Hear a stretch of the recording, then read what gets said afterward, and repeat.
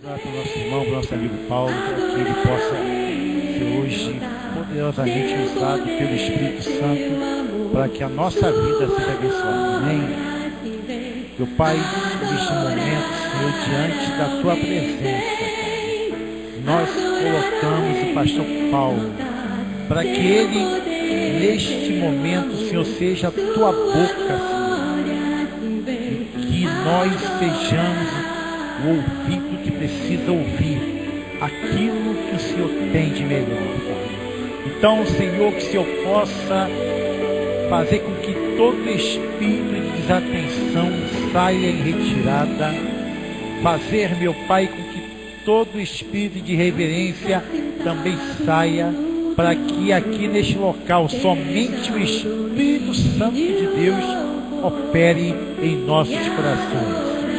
Por isso, meu Pai, usa o pastor Paulo como instrumento da Tua vontade neste momento, e que ele possa falar aquilo que o Senhor tem ministrado ao seu coração. Toma esta vida em Tuas mãos, Senhor, e traz sobre ele a Tua presença. É o que eu te peço e agradeço em nome de Jesus.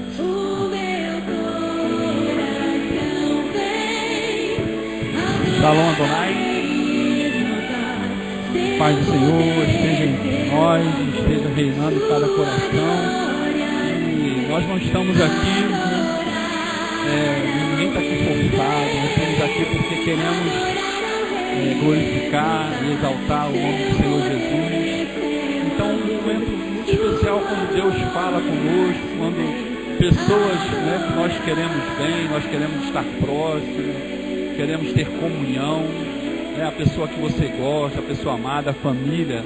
É muito bom quando há uma comunhão entre a família. Esse momento espero que haja uma tremenda comunhão de Deus, reunido com seus filhos, falando a cada um de nós, ministrando a sua palavra de poder, a sua palavra de glória, possa estar verdadeiramente entrando em cada coração. Então somente os nossos ouvidos estejam abertos para ouvir a palavra de Deus. Tá certo? Abra sua Bíblia então. Ali a gente até colocou antes um tema dessa mensagem: a cruz, o caminho de sangue para o trono de glória. E o texto está em Romanos capítulo 6. Você pode me abrir sua Bíblia em Romanos 6, a partir do versículo 4.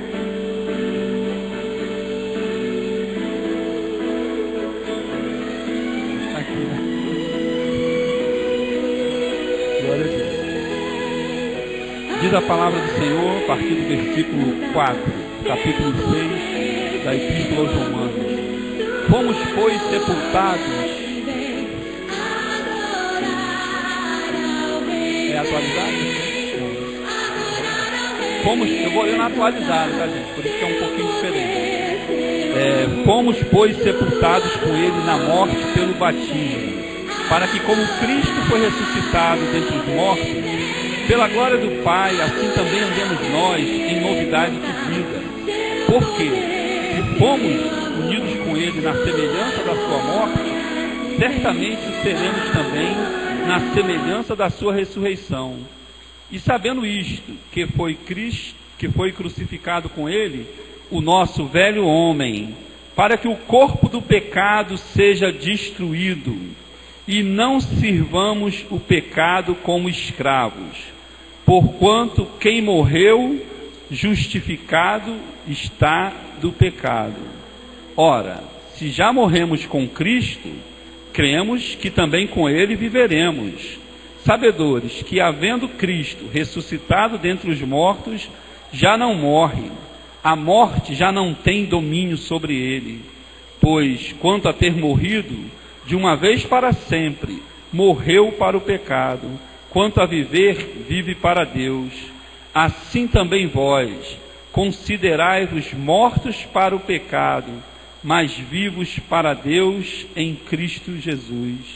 Não reine, portanto, o pecado em vosso corpo mortal, de maneira que obedeçais às suas paixões, nem ofereçais cada um os seus membros do seu corpo ao pecado como instrumentos de iniquidade, mas oferecei-vos a Deus como ressurretos dentre os mortos, e vossos membros a Deus como instrumentos de justiça, porque o pecado não terá domínio sobre vós, pois não estáis debaixo da lei, e sim debaixo da...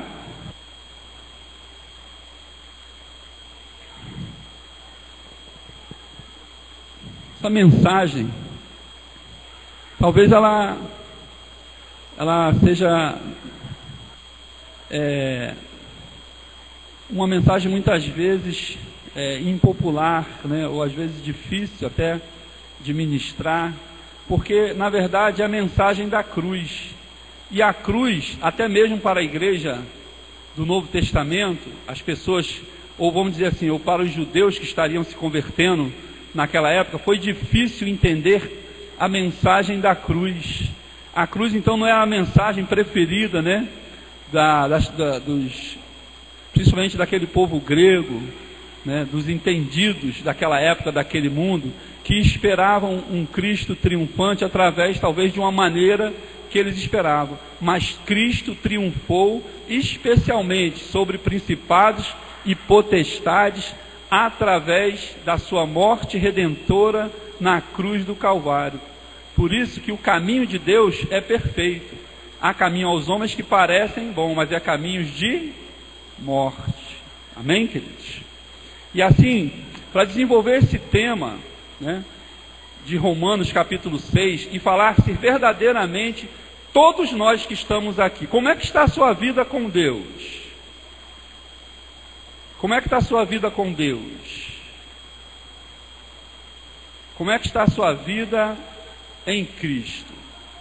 Você verdadeiramente anda em novidade de vida? Esse velho homem está cravado na cruz, está morto ou está vivo? Ou você permite que dia a dia ele seja ressuscitado? Então uma mensagem como essa é uma mensagem para mim, né, que recebi primeiro, é uma mensagem introspectiva para cada um de nós refletirmos como está o nosso andar em Cristo.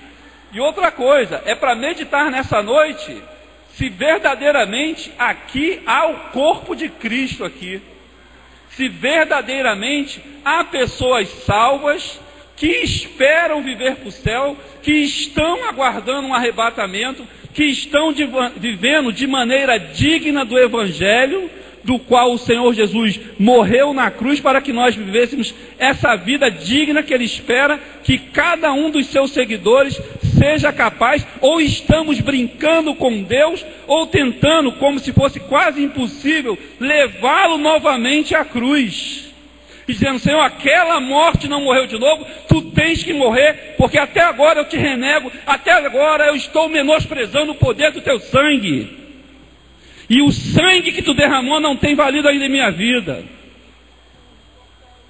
E aí eu estou brincando de ser crente, eu vou na igreja para muitas coisas, menos para ouvir a palavra, menos para ter reverência na hora do culto. Eu estou aqui para muitas coisas, aqui dentro. Outro dia eu pensei assim, sabe, eu vou me mudar para a igreja,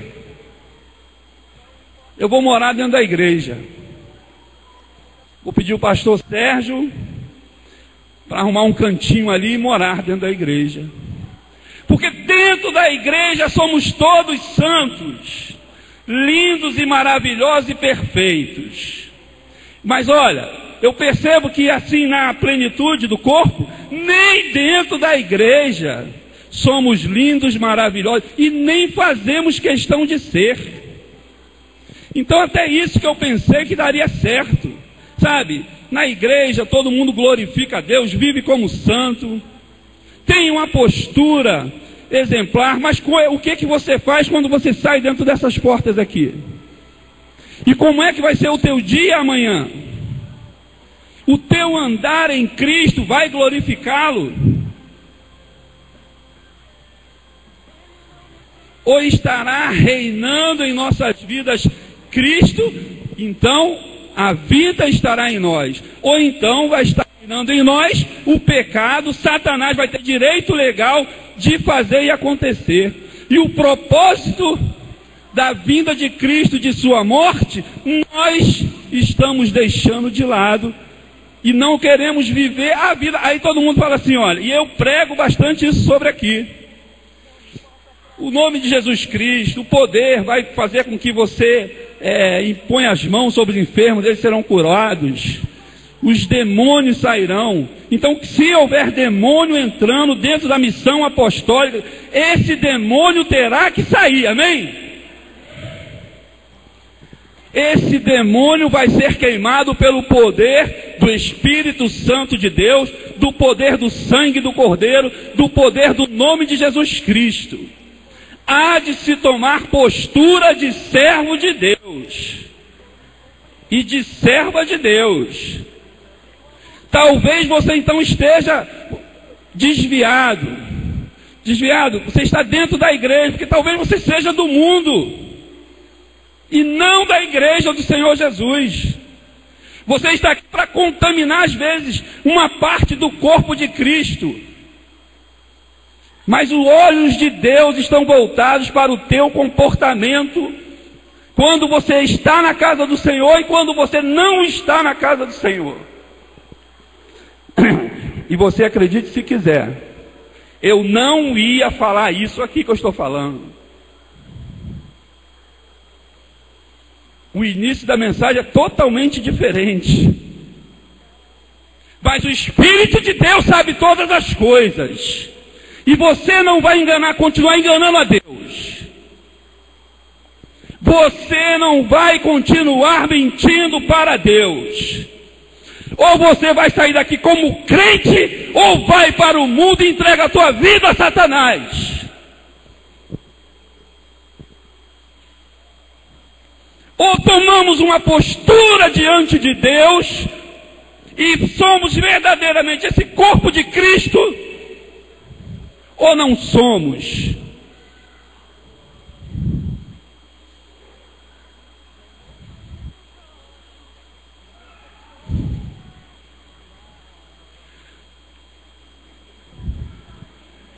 O que Cristo quer de nós é colocar você em uma posição tal que os homens, aquele verdadeiramente que é nascido de Deus, que tem o Espírito Santo como penhor da redenção, Deus quer colocar você numa posição em que o mundo é que vai te invejar.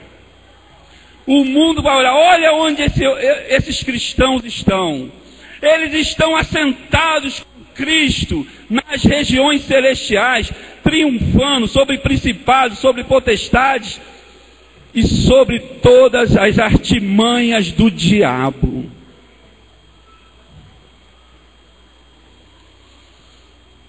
Eu vou até tentar seguir o roteiro, amém? Essa epístola aos Romanos, Paulo escreve ela quando está na cidade de Corinto.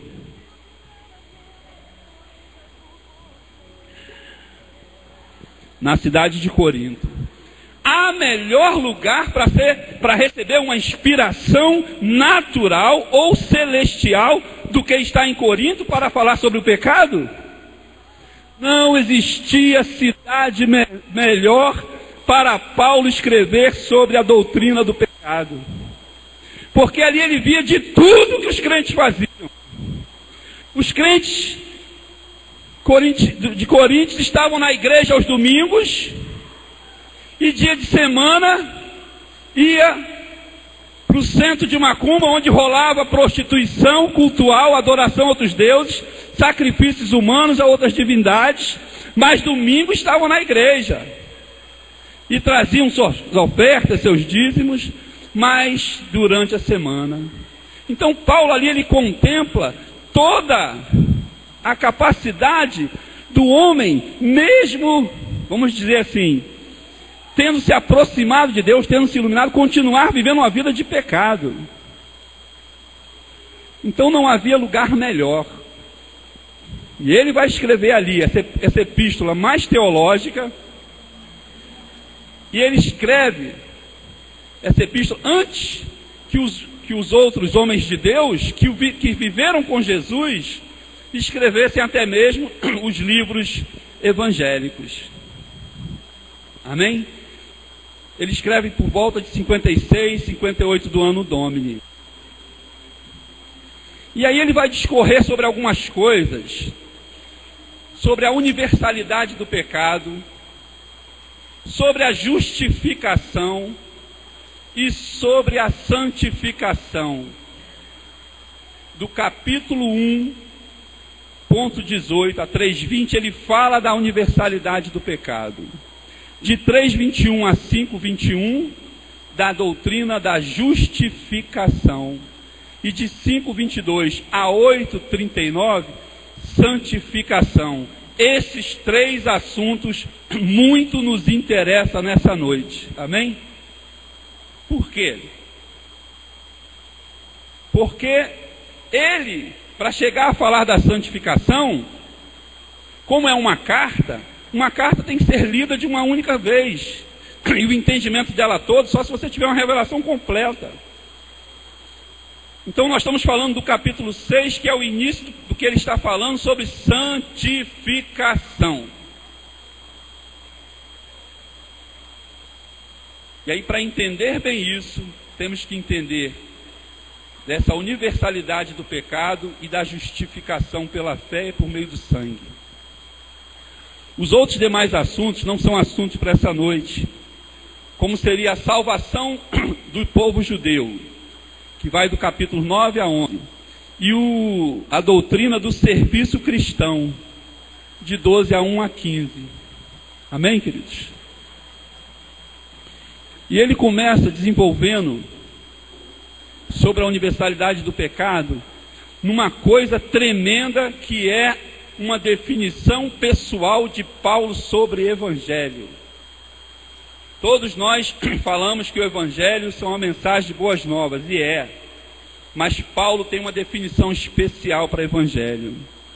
Pois não me envergonho do evangelho, porque é o poder de Deus para a salvação de todo aquele que crê, primeiro do judeu e também do grego. Então o evangelho seria uma mensagem de poder para a salvação dos povos. Amém, queridos?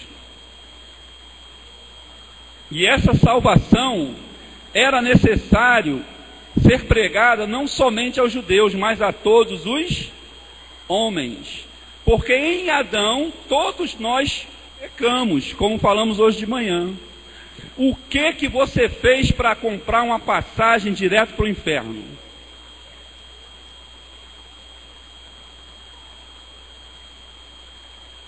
O que você fez para comprar uma passagem direto para o inferno?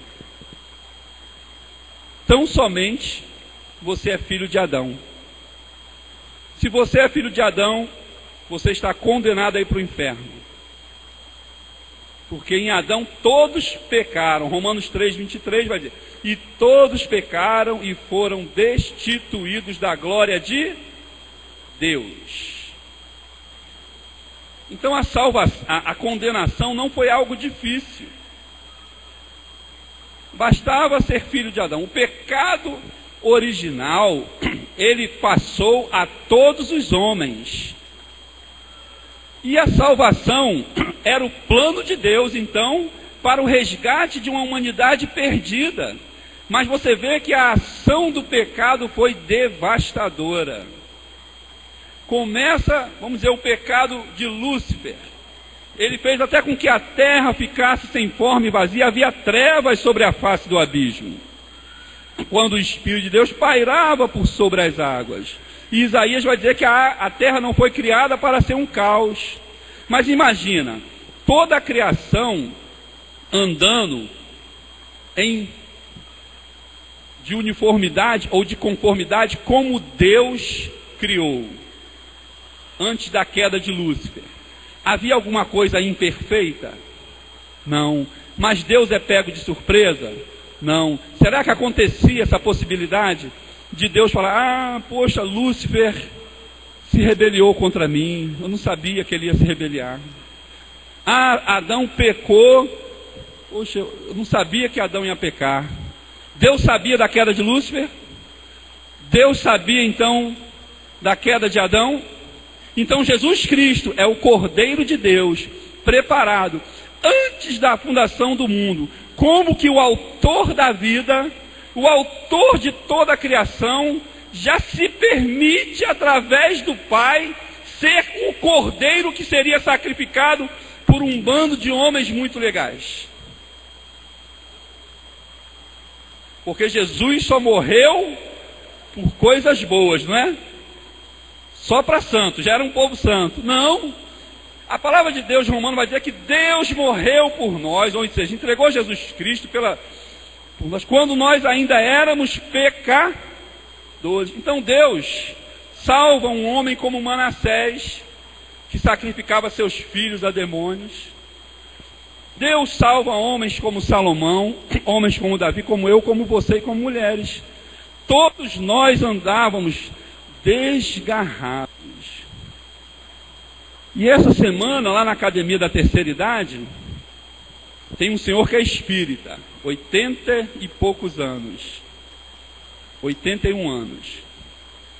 E ali há uma força maligna naquele lugar. Aquela praça agora toda, depois que eu fui trabalhar lá, todo dia tem uma oferta lá de manjares, de demônios ali na praça. Todo dia. Sacrifícios, oferta de manjares, aquelas coisas todas lá. E eu vejo as pessoas que são contra. E quando eu estava falando certas coisas com uma pessoa, ele ouviu e falou assim: o diabo não existe. Aí eu falei: bom, já que o senhor se meteu na conversa, eu sou pastor, eu acredito que o diabo existe porque eu acredito na Bíblia. Ele: como é que você acredita num livro que foi escrito em aramaico, essa língua nem existe mais? Falei: a Bíblia não foi escrita em aramaico, ela foi escrita em hebraico e no grego. E se o senhor for conversar comigo, o senhor tem que conhecer bastante, senão eu vou dar um nó no senhor. Só tem 2 passagens na Bíblia que foi escrita em aramaico, é em Esdras e Daniel, o restante dela foi escrito em hebraico. Agora, o senhor acha que o Deus que construiu todas as coisas pelo poder da sua palavra, ele não teria poder para preservar uma palavra revelada? Aí ele seria. Aí eu falei: então tá bom.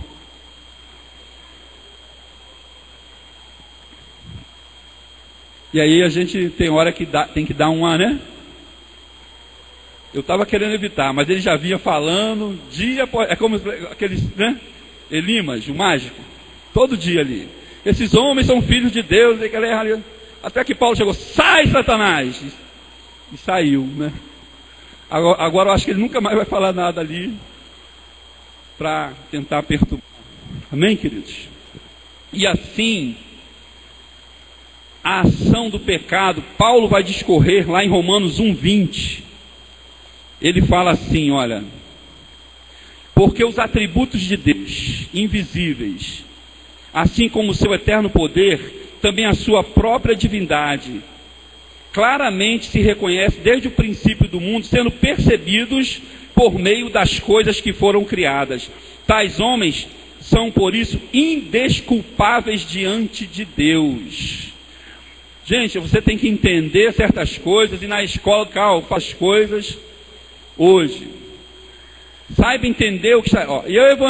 Jesus só vai vir quando a gente evangelizar aquela janelinha, 10:40... ou quando todas as pessoas ouvirem, aí Jesus vem. Sabe quando Jesus vai vir, se for verdade isso? Sabe quando Jesus vai vir? Nunca. Porque já houve no passado e haverá sempre pessoas que não vão ouvir. Mas o que Paulo vai estar falando aqui, ou para você entender antes que eu esqueça, para explicar melhor isso, e o evangelho do reino será pregado a toda criatura, e então virá o fim. E aí, professor Paulo? Isso é depois da volta do Senhor Jesus. Isso é no milênio. Depois do milênio que virá. No milênio, sim. Eu duvido que tenha um lugar que não vá ouvir a palavra do Senhor. Porque os judeus vão pregar para todo mundo. E ai daquele que não for lá em Israel beijar a mão do Senhor Jesus. Não vai ter verba para mais nada. Não vai construir nada no seu país. Não vai fazer nada. Vai ter que se render ao senhorio de Cristo. Então, Paulo vai desenvolvendo essa questão de que o homem que tem a lei, ou seja, que tem a Bíblia, a palavra, o conhecimento, ele é julgado pela lei. Mas quem não tem a lei é julgado por uma outra lei, a lei da consciência. Então, uma pessoa que nunca viu Jesus, nunca ouviu falar, um asteca, um inca, um maia que viveu há 5 mil anos, nunca ouviu falar, olhou para o sol, adorou o sol, adorou a criatura, e entendeu assim: puxa, que ser maravilhoso deve ter criado esse sol. Sabe o que ele acabou de fazer? Acabou de ser salvo, acabou de crer em Jesus. Porque quem é o criador do sol, da lua, das estrelas, de todas as coisas? Jesus. Ele é o verbo, se fez carne e habitou entre nós. Tudo foi feito por ele, através dele. Então esse princípio tem que ser bem entendido, e os homens serão indesculpáveis diante de Deus, como a igreja também será indesculpável, até que, se você for salvo e até optar para não levar essa vida abundante, fala assim: olha, eu estou muito satisfeito com a salvação, estou muito satisfeito com o meu cantinho no céu, que pode ser um barraquinho, como se existisse. Aí você pode falar assim: mas a vida plena com Deus eu não quero. Será que alguém aqui não deseja ter uma vida plena com Deus? Isso é você usufruir de tudo que na cruz Jesus conquistou para você e para mim, e que é direito seu, meu, é nossa herança. A palavra do Senhor vai dizer assim, que Deus, no verso 24, por isso Deus entregou tais homens, Romanos 1, 24, à imundícia, pelas concupiscências do seu próprio coração, para desonrarem seus próprios corpos entre si. Mudaram a verdade de Deus em mentira, adorando e servindo a criatura em lugar do Criador, o qual é bendito. Por causa disso, Deus entregou as paixões infames, e até as suas mulheres mudaram o modo natural de suas relações íntimas por outro contrário à natureza. Semelhantemente, os homens também, deixando o contato natural da mulher, se inflamaram mutuamente em sensualidade, cometendo torpeza, homens com homens, e recebendo em si mesmos a merecida punição do seu erro. Esses homens aqui são características de crente? Crente é idólatra? Crente é um pervertido sexual? Crente, ele comete só essa quantidade: injustiça, malícia, avareza. O crente pode ser avarento.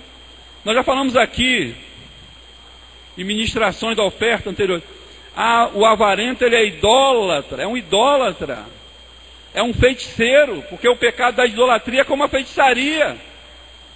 Ele é um idólatra do seu próprio bolso, é aquela pessoa que não quer contribuir para nada, não tem prazer em contribuir para nada. Como vai ser amado por Deus se Deus ama quem dá com alegria? Como queremos ser amados por Deus? Se nós deixamos reinar entre nós. Então não é este o plano de Deus para a sua vida, para a minha vida. Eu não quero aqui trazer um discurso, que se tu conseguir gelada, não sei de onde. Se você construir um discurso fariseu, hipócrita, todos nós estamos recebendo essa mensagem de hoje. Eu estou recebendo. Eu preciso mudar com Deus. Nós podemos melhorar com Deus? Podemos fazer algo melhor para Deus? Então esse não é o plano de Deus. O plano de Deus não é que o pecado esteja reinando em nosso corpo mortal. Mas a palavra de Deus, nós lemos aqui, que se morremos com Cristo, fomos batizados na semelhança da sua morte, também com Ele reinaremos, ressuscitamos. Então o plano de Deus para você é o ponto mais elevado da vida cristã. Só que o ponto mais elevado da vida cristã, ele passa pela cruz. E se o crente não deixar, ou o velho homem não estiver crucificado com Cristo, por exemplo, você sai. E aí amanhã, nós estamos cometendo algum tipo disso aqui. Isso aqui poderia ter, outros textos bíblicos, ia acrescentar iras, porfias, bebedices, glutonarias, invejas. Por tais coisas, quem pratica tais coisas não herdarão o reino de Deus. Mas isso aqui, gente, são características de pessoas que renunciaram à graça de Deus. Mas o crente que não é espiritual, que ele ainda fala assim, olha, está acomodado com a sua vida, assim, da salvação, ele vai acabar assumindo alguma dessas características. E aí sabe o que ele faz? Não morre não, velho homem. Não morre não. Não fica na cruz não. Volta. Entra dentro de mim. E reina o pecado mortal. Mas se você quer estar com Cristo acima nas regiões celestiais, quem é que tem que estar vivendo em você? O homem espiritual, que Deus espera que nós optemos para ser este homem. Não foi este o plano de Deus para a humanidade, então, que você esteja dominado pelo pecado. A morte não fazia parte do plano de Deus, fazia? A morte fazia parte do plano de Deus? Não. Ele até sabia que ia haver morte.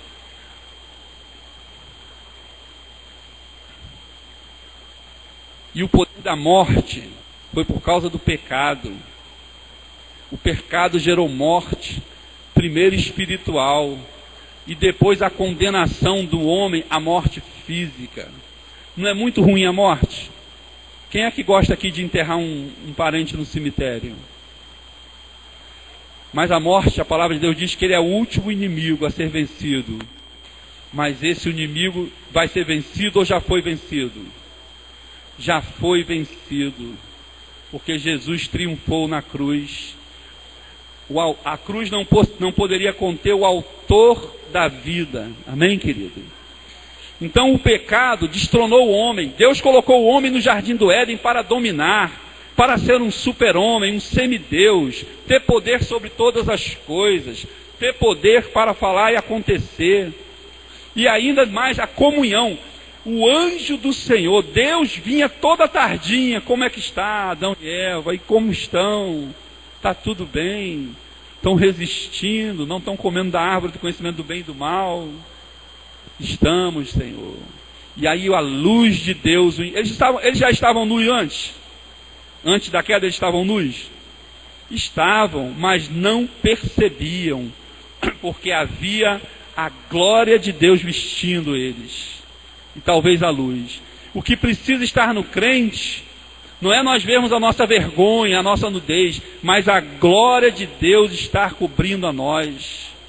E quando olharem para nós, verem a luz de Cristo brilhando em nós.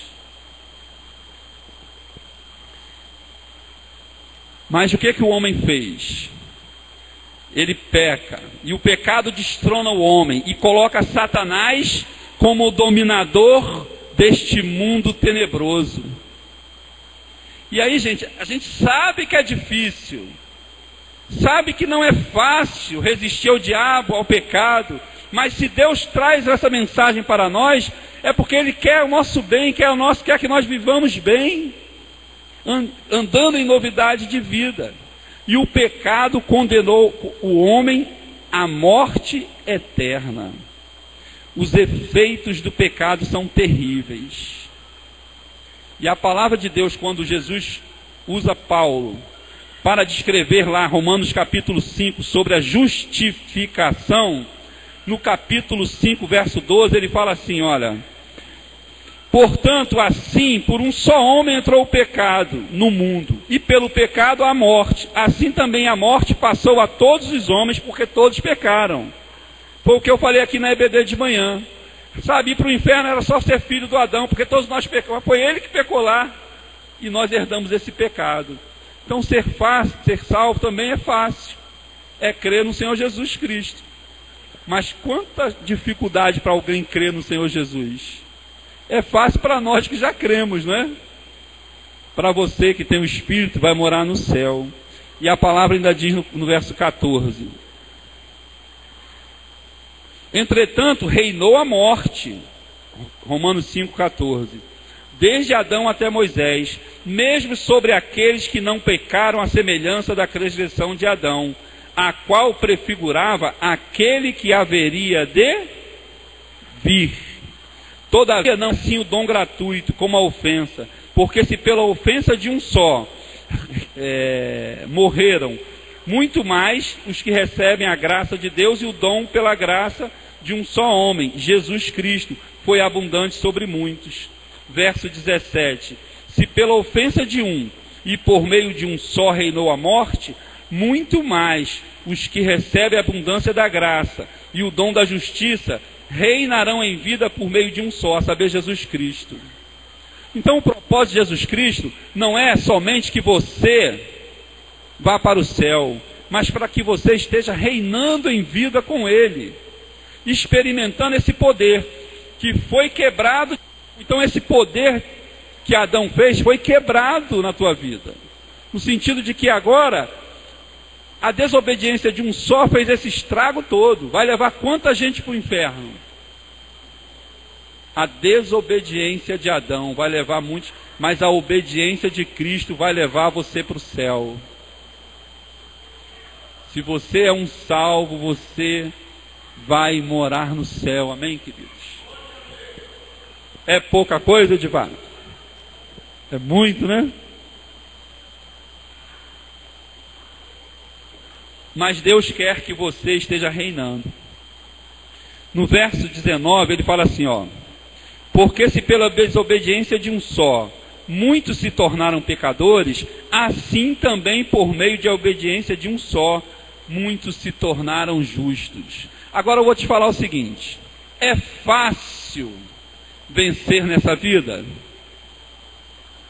É fácil estar em posição de honra, de glória e de destaque?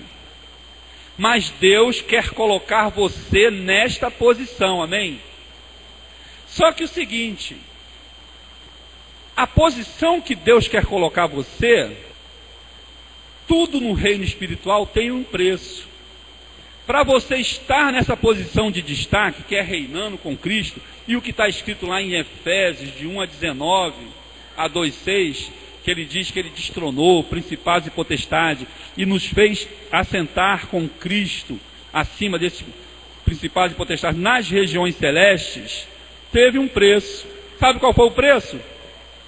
O pai chegar assim, pegar o filho: filho, deixa a tua glória, você está aqui comigo, adorado por serafins, querubins, todos os anjos de Deus também te adoram, porque eles declaram: santo, santo, santo. É como se fosse glória ao Pai, glória ao Filho, glória ao Espírito Santo de Deus. Amém? E aí desce dessa tua glória, dessa tua majestade, e vai lá na terra onde nós criamos, onde você criou. Se faz homem, viva 33 anos, 30 anos como um homem natural, seja um filho, nasça de mulher, seja uma criança de uma família humilde, nasce em Belém, vai para Nazaré, ande pela Galileia, vá para a Judéia, faça somente o bem, cure os enfermos, expulse demônios, ressuscite os mortos, ensine a palavra da vida, salva este povo, salva o homem que nós criamos. Sim, Pai, eu irei. Mas qual vai ser a minha recompensa? A tua recompensa vai ser a morte na cruz. Está bom, filho?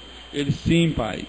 Sabe, porque ele compreendia que através da morte dele na cruz, o inocente morrendo pelo culpado, ele substituiria, e aí ele destronaria Satanás, Lúcifer e o pecado da vida de todo aquele que nele crê. Portanto, não pode reinar em nosso corpo mortal o pecado e as marcas do pecado. Isso é desqualificar o sacrifício de Cristo. Isso é menosprezar o sangue que foi derramado. E aí, Jesus não fez isso para ele se humilhar à morte de cruz, como a palavra de Deus diz, para ele ser somente ele ser exaltado. Na verdade, ele já era exaltado. Embora Filipenses 2, de 5 a 11 vai dizer que ele não teve por usurpação ser igual a Deus, aniquilou-se a si mesmo, tomou essa forma de servo, e morreu a morte, morte de cruz, pelo que Deus também exaltou soberanamente, e deu-lhe um nome sobre todo nome, para que todo joelho se dobre nos céus, na terra e debaixo da terra, e diga que só Jesus Cristo é o Senhor. Isso não foi para ele, foi para que você pudesse usar o nome do Senhor Jesus Cristo e ser feliz nessa vida. Ele já era exaltado. Ele morreu na cruz para te exaltar. Ele morreu na cruz, ele se desfez da sua glória lá temporariamente. Imagina Deus deixar de ser Deus, entre aspas, né? Homem, durante 33 anos, se fazer como um de nós. E ainda mais, morrer espiritualmente. Jesus morre pela outra coisa, ele diz: Deus meu, por que me desamparaste? Ele experimenta a morte espiritual para que você tenha então vida espiritual. A guerra, a batalha é espiritual. Se um homem pecou, somente o outro homem seria capaz de redimir um homem. Mas um homem sem pecado, porque qualquer um que tivesse pecado não poderia redimir a raça humana. Por isso que ele veio. E aí você diz: ah, mas aí foi aí que ele se torna Senhor. Mas ele só se tornou Senhor de todas as coisas aí, porque havia algo que prejudicava não a ele, mas os homens, que era a morte e o inferno. Então ele resgata isso aí, porque a cruz não conseguiu deter o autor da vida, ele ressuscita. E aí ele desce ao inferno no nosso lugar. E ele vai chegar lá: agora, Satanás, quem é você? Eu cumpri o que de mim estava escrito, me dá essa chave aqui do inferno, tu não é mais dono de nada. E a morte eu venci, eu triunfei sobre a morte, porque eu não podia pecar, e por eu não poder ser um pecador, eu me fiz pecado, para que todos os que crescem em mim sejam agora justificados, sejam justiça de Deus. Então ele morreu para que agora, ó, gente, é muito bonito certos jargões bíblicos. Por exemplo, não há nenhuma condenação para os que estão de Cristo Jesus, mas para quem está em Cristo Jesus. Nós estamos em Cristo quando nós estamos em Espírito, mas quando estamos na carne não está em Cristo Jesus. E qual é muitas vezes a condenação do crente que está desviado? Ele pode ser até crente, vai para o céu, mas é o quê? Viver como um miserável nessa vida. É crente, mas está lá no mundo, recebendo chicotadas do diabo, porque está deixando o seu corpo mortal ser instrumento do diabo. Dificilmente alguém morreria por um justo, né? Talvez por um amigo, mas Jesus morreu por pecadores. E quando nós ainda éramos pecadores. E falando dessa santificação, quando nós lemos lá em Romanos 4,6, nós falamos que se com ele morremos, também com ele ressuscitamos. necessitamos. Gente, isso é fantástico. O fascínio de conhecer as Escrituras, ser alimentado pela palavra e viver segundo a palavra, é fascinante. Fomos crucificados, então com Ele ressuscita, mas mais do que isso, o ponto mais elevado dessa vida cristã passa pela cruz.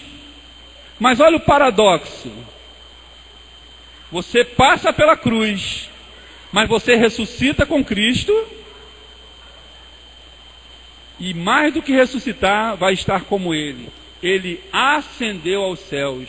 E quando Ele vai aos céus, Ele é o cabeça. Então o corpo tem que ir com Ele. A igreja tem que estar com Cristo. Mas você fala assim, eu não quero estar lá, eu quero estar aqui na terra. Pode isso? Você só pode estar aqui na terra se você deixar. Então, apesar de você ressuscitar com Cristo, todos os dias você também tem que estar crucificado com Cristo. Não é um paradoxo? É o quê? O velho homem tem que estar morto, crucificado com Cristo, todos os dias. Amém, queridos?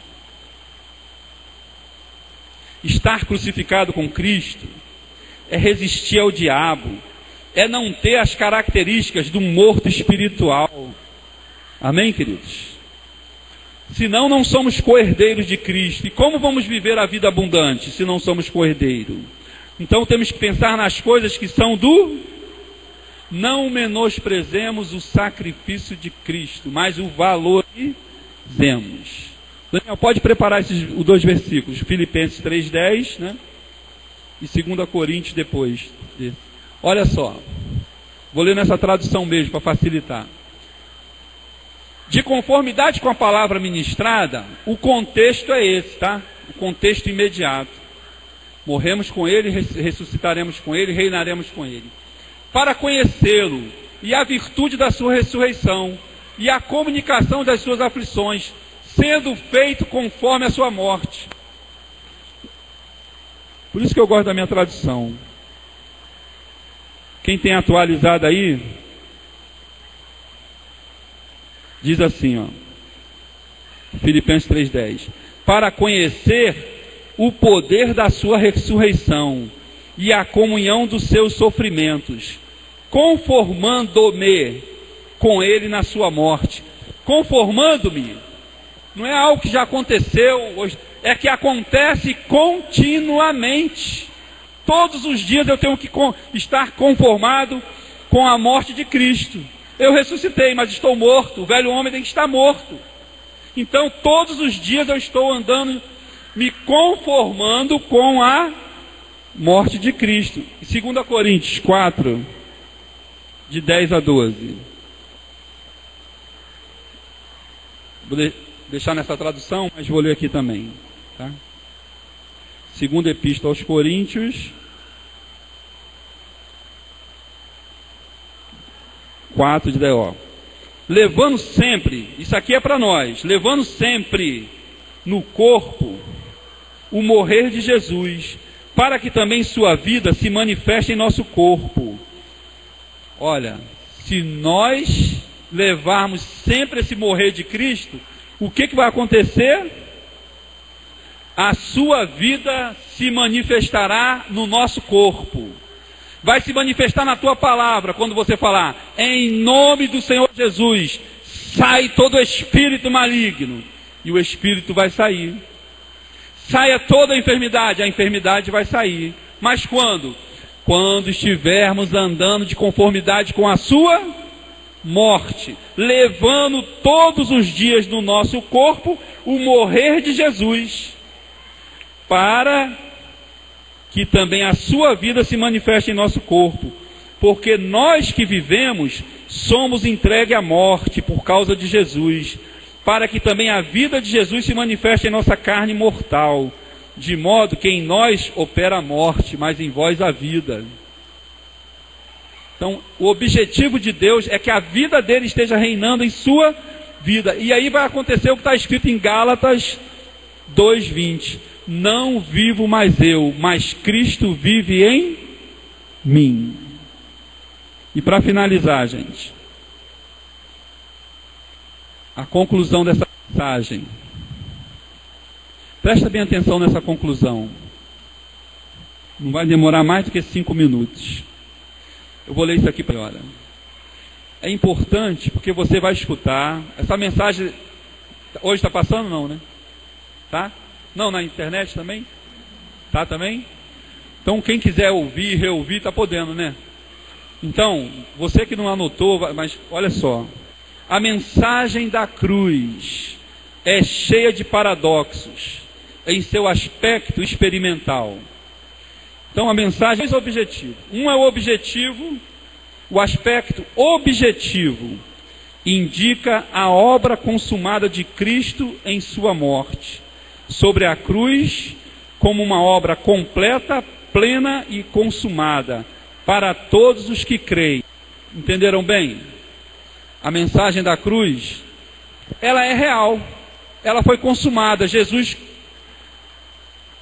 morreu e disse, está tudo consumado. Então, mas para quem? Para todos os que creem. Mas todos os que creem, todos os salvos, usufruem de toda essa obra consumada na cruz. Aí que entra o aspecto subjetivo, que se você for uma pessoa inteligente e quiser, é isso aqui que o crente tem que colocar em prática. Ó, o aspecto subjetivo. É o teu entendimento gradativo disso por parte do crente. Esse entendimento efetua nele esse aspecto experimental, ou seja, você traz para você a realidade dessa obra que foi consumada e você diz, é para mim, eu quero, eu estou nessa. Eu não abro mão disso. Então sabemos que não é fácil, gente, resistir ao pecado. Então esse discurso aqui não é para que você, mas é para você não deixar passar em branco. O próprio Paulo diz em Romanos 7.